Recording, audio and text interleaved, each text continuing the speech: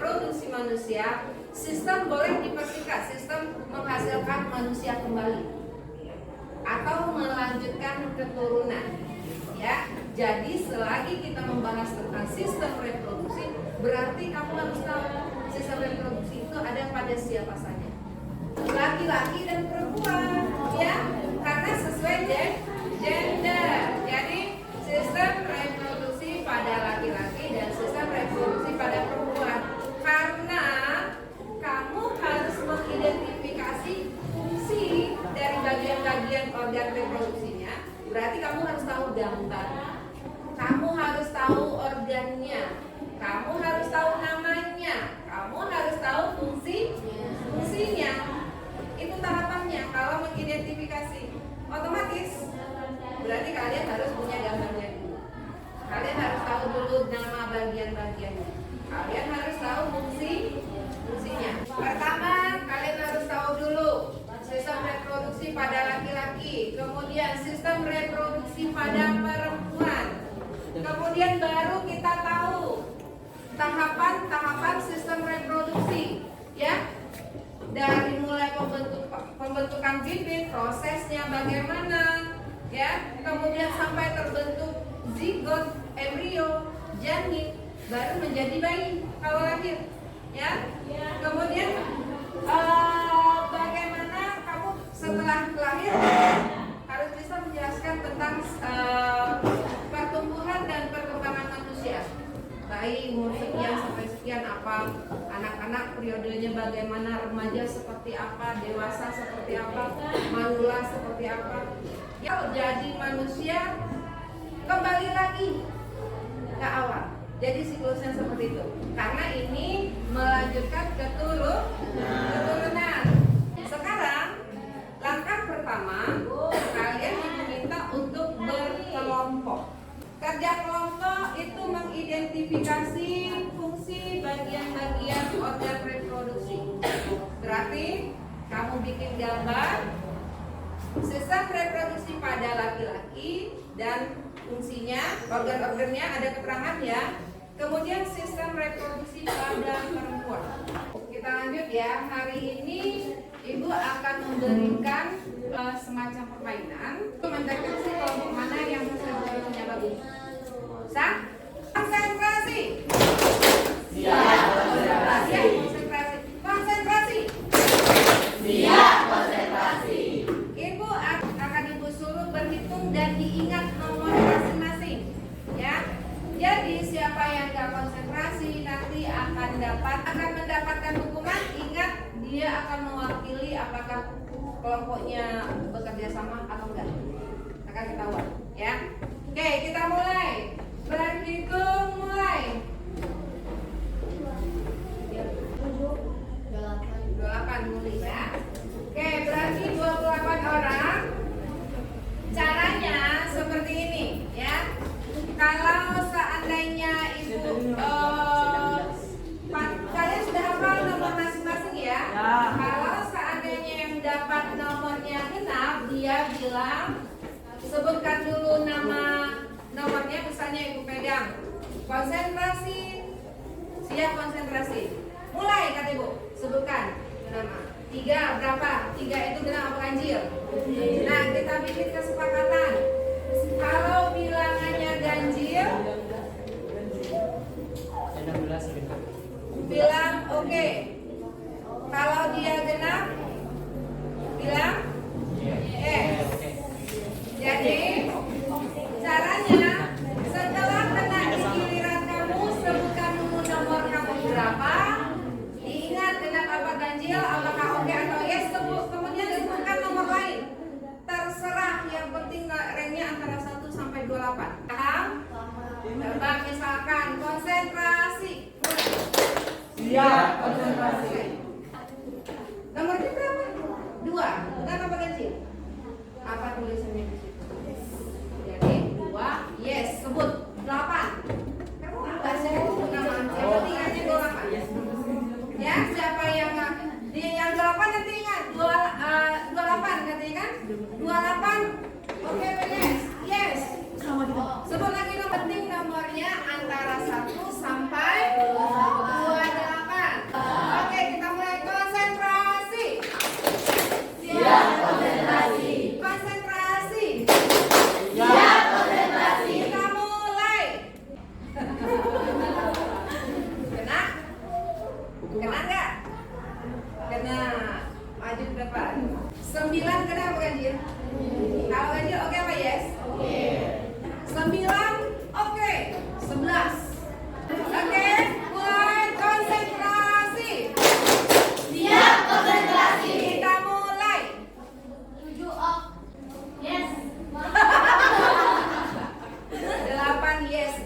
atas, 8-nya tidak. Ke depan lagi. Kena lagi. Mulai konsentrasi. Siap konsentrasi. Mulai. 16 bias 1. Oke. Kena lagi. Siap. Konsentrasi. Siap konsentrasi. Mulai. 21 oke 5. Yes 6. 6. Yes 6. 6-nya jangan lupa. 6 yes.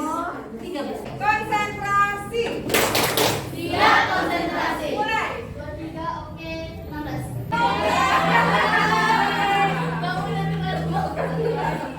Oke. Konsentrasi. Siap konsentrasi. Mulai. 25 oke. Siapa yang kelompoknya habis? Ini. Oh, yang lagi masih utuh ya? Dari 9 ini, aku akan menyuruh kalian untuk menghitung alfabet mulai dari A sampai A, B, C, D sampai I. Kalian masing-masing menuliskan apa nama organ yang terdapat di situ dan bacakan fungsinya. Tulis di situ. Pakai gitu. Mulai dari A, boleh ambil buku caranya. Yang ada fotonya yang belum ada akan ketahuan kelompok yang belum selesai. Jelaskan kepada teman-temannya apakah yang lain, coba diperhatikan apakah yang A itu betul fast deferens sesuai dengan ciri-ciri yang terdapat dalam tabel atau bukan. Kelompok lain boleh menanggapi. Jadi konsentrasi adalah saluran panjang yang berhasil menghubungkan epidemi gimana? Retro. Oke, betul itu fast deferens. Untuk yang A betul ya, itu adalah fast deferens. Ya, berfungsi saluran panjang ya yang membawa sperma. Oke. Beri tepuk tangan untuk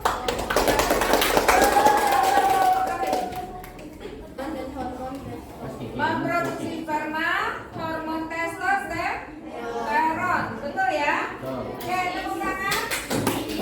Epididymis adalah saluran keluar dari testis yang berbentuk seperti tanda koma dan ukuran kurang lebih 4 cm. Berfungsi sebagai tempat penyimpanan sperma sementara. Dah, perhatikan apa fungsi epididymis?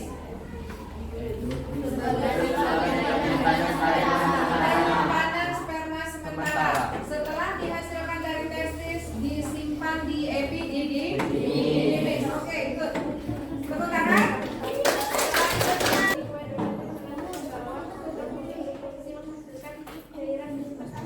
Deh, coba perhatikan, betul nggak yang G itu kelenjar prostat? Apakah bentuknya? Coba, siapa yang tahu yang G itu apa? Kelenjar koper. Nah, apakah ini kelenjar koper yang G, yang kecil? Apakah sama jawaban semua? Ada yang lain? Apa? Jawaban yang lain? Nah, Seperti kantong kecil berukuran kurang lebih 5 cm terletak di kantong berfungsi menghasilkan zat yang diperlukan untuk berkembang sperma. betul nggak? Jawaban yang H, coba lihat dilihat temennya. Katanya yang H adalah kelenjar vesikula, betul? Salah, nggak mungkin, kan ini di bawahnya vesikula. Berarti yang siapa yang tahu yang H? Proses pembuatan sperma dimulai dari mana? Di testis. Ya. Jadi yang laki-laki, testis itu fungsinya adalah untuk menghasilkan sperma. Terminal awalnya testis, terminal akhirnya adalah kantung sperma sebelum spermanya dikeluarkan. Ada 3 orang? Apa kira-kira yang bisa kita berikan untuk temannya yang 3? Nah, pungut sampah. Apa yang bisa ditampilkan? 1 pakai kuak-kuak, 2 pakai kuek-kuek, 3 pakai Wok. Wok, pepek, wok. Coba. Kalau pegang saya namanya kemana? Potong dari asap. Wak.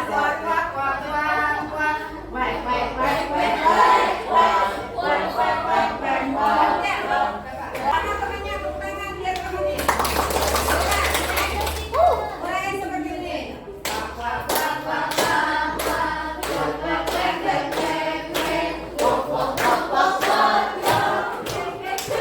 Bukan temennya nyanyi. Udah. 3, 4.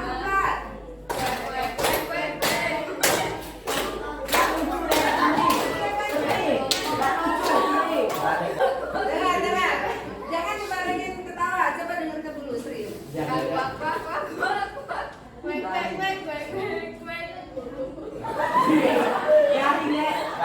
Selesai.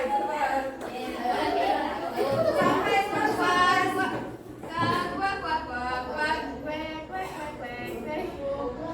Itu tangan dulu. Ya. Jadi Garing. untuk tahap pertama, ya, untuk tahap pertama, mengidentifikasi celah konsentrasi. Iya. Ya, oke, mengidentifikasi fungsi bagian-bagian organ reproduksi pada sistem reproduksi laki-laki sudah bisa. Sekarang lanjut ke tahapan sistem reproduksi. Artinya dari mulai proses pembentukan sampai sperma itu keluar, siapa yang bisa menjelaskan? Produksi di mana? Testis. Kemudian setelah diproduksi di testis disimpan di mana? Epididymis, ya, sifatnya sementara.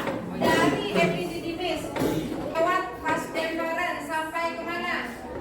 Sperma itu dihasilkan pada suhu tertentu. Kondisi testis tetap hangat, suhunya tetap stabil.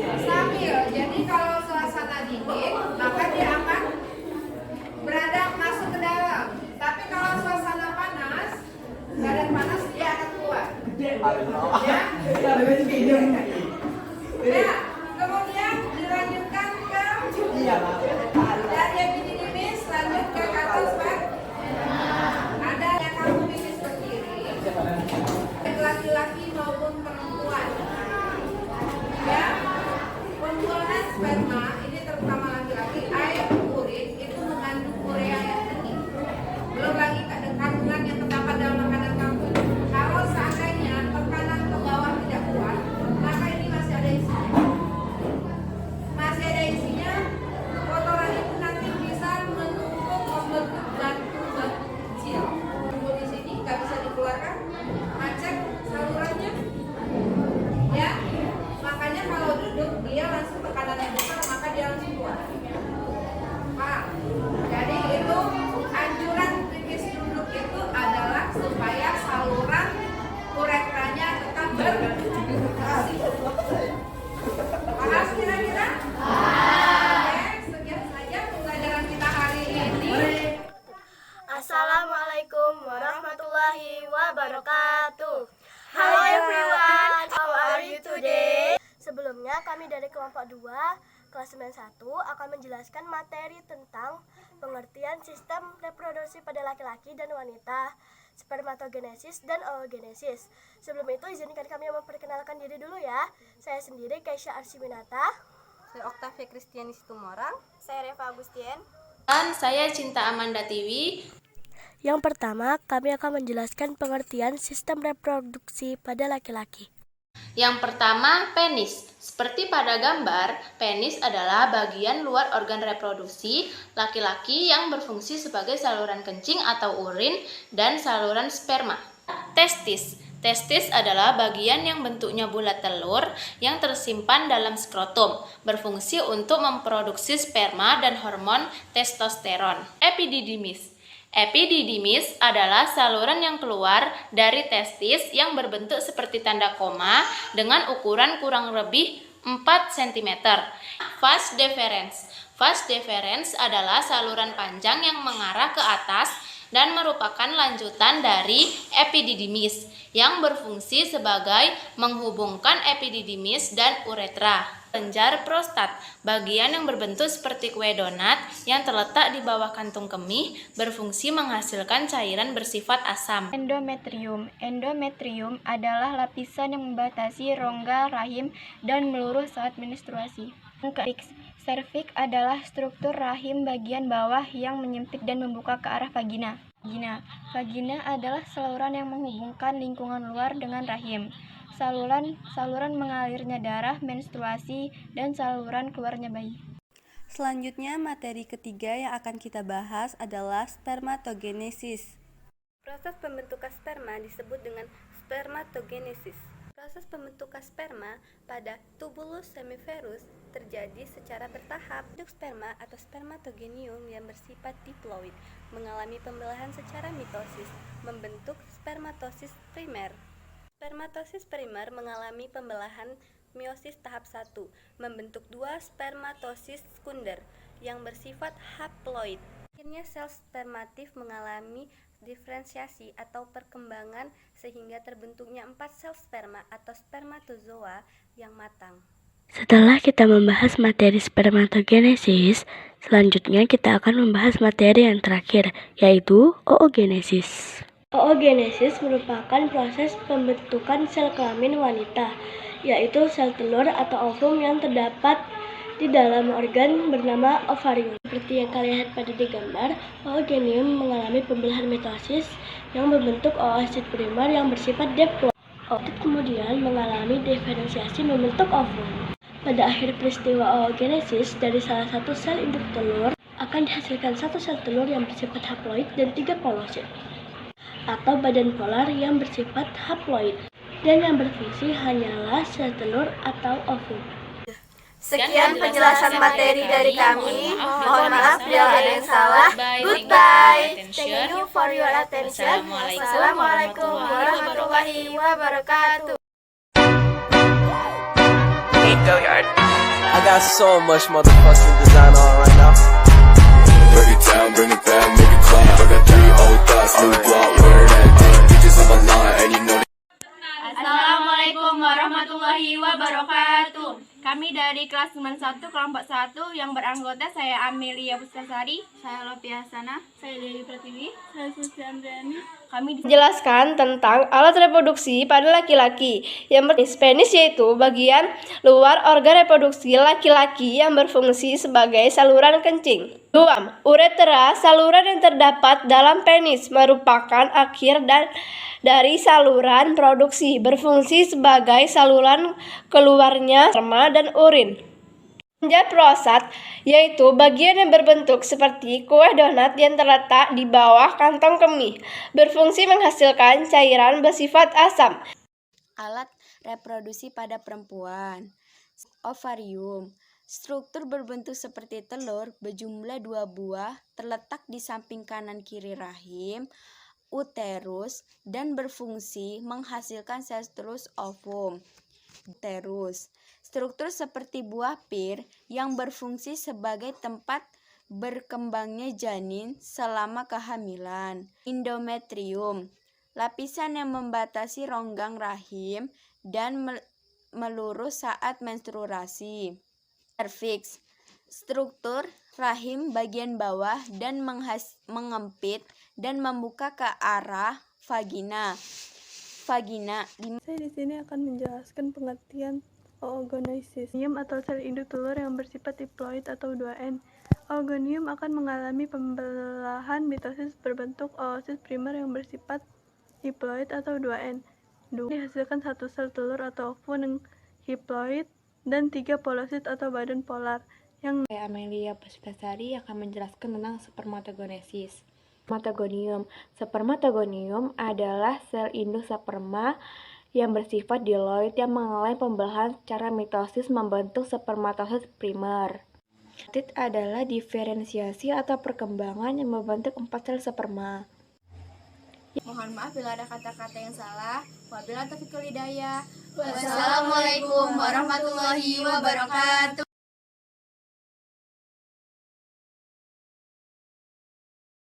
Assalamualaikum warahmatullahi wabarakatuh. Saya ketua kelompok dari kelompok 1 SMP Negeri 5 Belambangan Umpu. Materi bab 1, Sistem Reproduksi pada Manusia. Sebelumnya izin memperkenalkan diri. Nama saya Mustafa sebagai ketua kelompok dari kelompok 1 dan keempat anggota lainnya yaitu Fiara Lestari, Ayu Adistira Amanda, Dela Anggraini, dan Muli Salma. Jadi di sini saya akan menjelaskan alasan kami membuat gambar. Alasan kami ialah selain mudah dipahami, namun ada faktor-faktor yang mendorong kami ingin membuat gambar. Seperti kami suka menggambar, menulis, mewarnai, serta agar gambar tersebut bisa dipelajari dan dipahami di sekolah. Itulah alasan kami membuat gambar. Sekian penjelasan alasan kami membuat gambar. Saya akhiri. Wassalamualaikum warahmatullahi wabarakatuh. Assalamualaikum warahmatullahi wabarakatuh. Halo everyone, perkenalkan nama saya Kesha Archimanata. Saya berasal dari kelas 91. Asal sekolah saya SMP Negeri 5 Belambangan Umpu. Di sini saya akan memberitahukan alasan mengapa saya lebih memilih membuat video dibandingkan membuat poster. Alasan yang pertama, karena bagi saya membuat video jauh lebih mudah daripada membuat poster. Membuat video juga lebih cepat dan tidak terlalu memakan waktu, walaupun terkadang lama dalam bagian proses mengedit. Assalamualaikum warahmatullahi wabarakatuh. Hai semuanya, nama saya Dea Amara Saskia dari kelas 91 SMP Negeri 5 Belambangan Umpu. Pada pelajaran IPA materi Sistem Reproduksi Manusia kali ini, kami menampilkan hasil diskusi kami melalui video. Alasan kami menampilkan lewat video agar kami lebih mudah dalam menghafal dan memahami materi kali ini.